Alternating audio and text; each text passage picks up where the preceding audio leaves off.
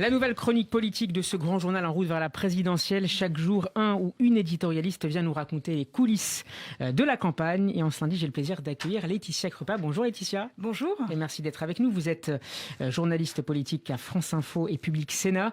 C'était l'événement de la fin de semaine dernière, la mise en examen d'Agnès Buzyn par la Cour de justice de la République. L'ancienne ministre de la Santé est poursuivie pour mise en danger de la vie d'autrui dans le cadre de l'enquête sur la gestion par les autorités de l'épidémie de la Covid-19. Agnès Buzyn a également été placée sous le statut de témoin assisté pour abstention volontaire de combattre un sinistre. Et Laetitia Krupa, vous vous demandez pourquoi cette mise en examen résonne davantage dans la presse que dans le monde politique. Oui, parce que dans la presse, elle a résonné tout le week-end. Vous l'avez certainement entendu, c'était dans toutes les interviews politiques. Et c'est bien normal parce qu'elle est exceptionnelle à plus d'un titre. D'abord, c'est la première dans le monde à être mise en examen, première responsable politique à être mise en examen avec ce chef d'accusation, mise en danger de la vie d'autrui. Seul Bolsonaro au Brésil a été visé pour sa gestion de la pandémie et aussi Giuseppe Conte en Italie.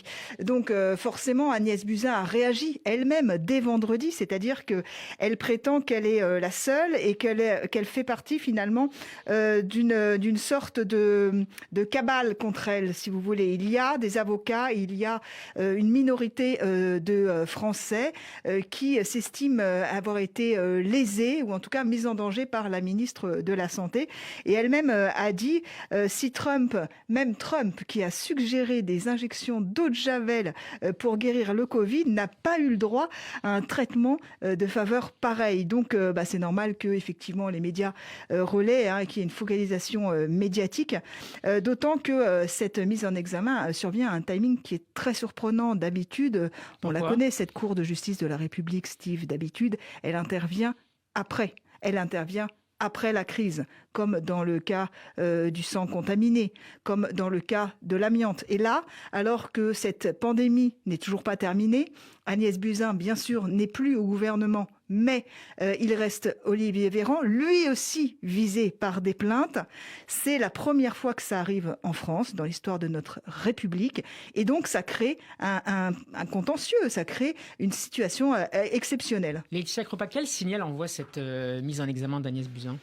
Ça envoie un signal d'affaissement et de fragilité du politique, parce qu'on comprend qu'à partir de plaintes d'anonymes, un ministre, un responsable politique peut être mis en difficulté et ça pose la question bien sûr d'un combat politique. Encore une fois, par exemple, on sait que Fabrice Divisio, qui est l'avocat des anti-vax, l'avocat des anti-pass, a récolté des plaintes et a mis en place une machine avec des datas numériques pour pouvoir récolter un nombre suffisant de plaintes. Mais il reste de formulaires à remplir assez facilement sur Internet. Oui, après il reste à la Cour de justice de la République de décider d'instruire ou pas, parce que en 20 ans, depuis qu'elle existe, elle ne s'est réunie que 8 fois.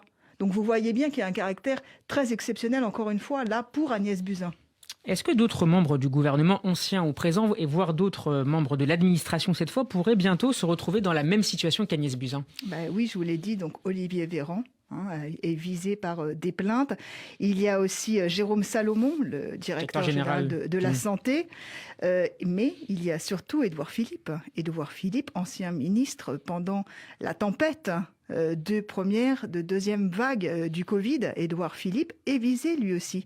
Or, je vous rappelle qu'il est en train de nous annoncer de façon un peu indirecte qu'il se positionne, en tout cas pour Emmanuel Macron, pour 2022, mais peut-être lui-même pour 2027. Alors je vous pose la question, quel poids peut avoir à la fois un ministre qui reste aux manettes, parce que Jean Castex a dit tout de suite que Olivier Véran, même mis en examen, sera maintenu au gouvernement, comme il a maintenu Éric Dupond-Moretti, mis en examen en juillet. Donc ça, pour l'instant, l'affaire est close. Mais est-ce que cette mise en examen peut influer sur les prochains mois de la campagne présidentielle d'Emmanuel Macron ? Évidemment, pour l'image du gouvernement d'Emmanuel Macron, c'est vraiment un signal qui est crucial. C'est-à-dire qu'on comprend une fois que le politique peut être accusé et peut être mis au banc des responsabilités. Or, comment faire confiance à un politique mis en examen qui continue de gouverner? Je vous pose la question. Alors bien sûr qu'on a attendu très peu de politiques ce week-end. Pourquoi ? Parce qu'ils savent bien que leur exercice désormais sera contraint par cette menace judiciaire. Je ne sais pas si c'est une bonne chose ou une mauvaise chose. Simplement, ça va changer la façon forcément de gouverner. Il y a une judiciarisation de l'action publique ? Oui, bien sûr. Et puis il y a eu aussi une perte d'immunité symbolique qui est très forte. Les signaux sont très forts parce que quand on regarde dans les faits, la Cour de justice de la République relaxe souvent. Donc Agnès Buzyn sera peut-être relaxée. Mais aujourd'hui, nous vivons dans une époque où l'accusation, la mise en examen vaut finalement la culpabilité dans l'opinion publique en termes d'image. Je ne parle pas du tout en termes de faits. Et donc, si Agnès Buzyn est relaxée, est-ce qu'il ne restera pas quand même ce soupçon de responsabilité ? Je rappelle le chef d'accusation de la mise en danger de la vie d'autrui. Ça va retentir sur toute la campagne d'Emmanuel Macron. Et encore une fois, on attend ce qui va se passer pour Olivier Véran, pour Jérôme Salomon et pour Édouard Philippe. Dernière question, Laetitia Crepin. Est-ce que le pouvoir de juge est selon vous une menace pour la démocratie ? Normalement, il n'est pas une menace. Alors Emmanuel Macron a fait une drôle de réponse, je trouve, en disant que la justice était une autorité et non pas un pouvoir. Or, il me semble que la justice est un contre-pouvoir. Donc il y a bien une sorte de combat, de tension entre le politique et le juge. Pourquoi ? Parce que le politique peut être sanctionné, mais qui sanctionne la justice? Qui sanctionne la Cour de justice de la République ? Et puis n'est-ce pas aux citoyens de juger finalement l'action publique lors des élections ? Ça, c'est aussi une façon, bien sûr, de juger et de sanctionner.